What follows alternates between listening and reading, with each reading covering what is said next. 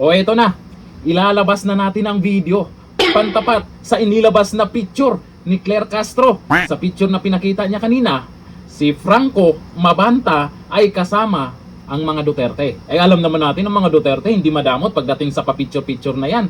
Kahit sino ay pwedeng magpa-picture sa kanila. Yun nga lang, itong si Claire Castro, kung ano yung pinagyayaw-yaw kanina. Eto, hindi lang picture video. Ano kayang paliwanag ng mga loyalista nga sa paniwalang paniwala sa pinagyayaw-yaw ni Auntie Claire kanina? Ha? O eto, kasama dito si Junior yung mga Marcos, hindi lang isang Marcos, maraming Marcos. Ito, ang video.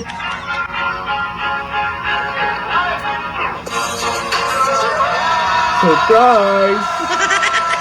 Surprise Aba.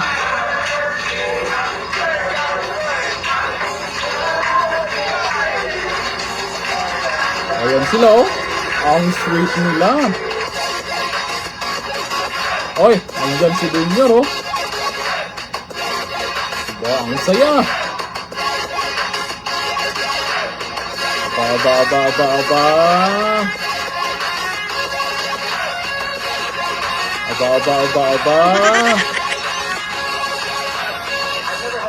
Birthday in my life. I surprised anything in my life. So thank you so much. I don't know whose idea this was, but you guys got me. Thank you so much. I feel special. So thank you. Thanks for making me feel loved. I love you guys. Thank you. Ang saya nila dyan. Video na mismo yan. Ano kaya masasabi ni Auntie Claire dito? Bakit ang sweet nila dyan? Kanina kasi Duterte na naman. Ang sabihin nila, DDS vlogger daw yan. Dahil nga naman ay tungkol na naman ito sa maanumalyang flood control project.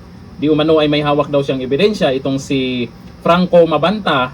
Tapos nanghingi ng malaking pera dyan kay Tamba. Yun nga lang, ito nahuli po ng NBI. Grabe, ang bilis talaga ni Auntie Claire makapag-isip kung paano i-connect ito sa mga Duterte. May mga pa-picture-picture pa siyang pinakita dyan.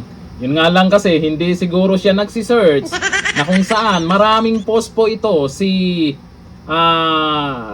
Franco Mabanta sa kanyang Facebook mismo noong 2018. At yung video mismo na yan, mukhang bahay ni Junior yan Mukhang sa bahay ni Junior yan.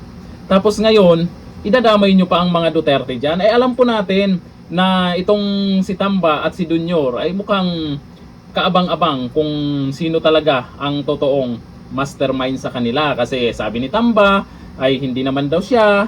Tapos, meron namang kaso na rin sa ombudsman. Kung baga, itong dalawang to, ay nahirapan na nga yung mga vlogger nila, di ba? Yung tagapagtanggol ni Tamba, tagapagtanggol ni Junior, ay nahirapan na silang ipagtanggol ang isa't isa. Ngayon, dito sa dalawang to, kung saan ay binabantayan po ng taong bayan, kung ano po yung mga sasabihin nila pagdating sa issue po ng flood control projects. Kasi, ang sabi nga, si Tamba, ay may mga nagtuturong siya yung mastermind. Ito namang si Tamba, hindi siya. Malamang ang ituturo, itong isa. Puro na lang sisi sa mga Duterte. Dito sa video, alam natin kung sino itong si Franco.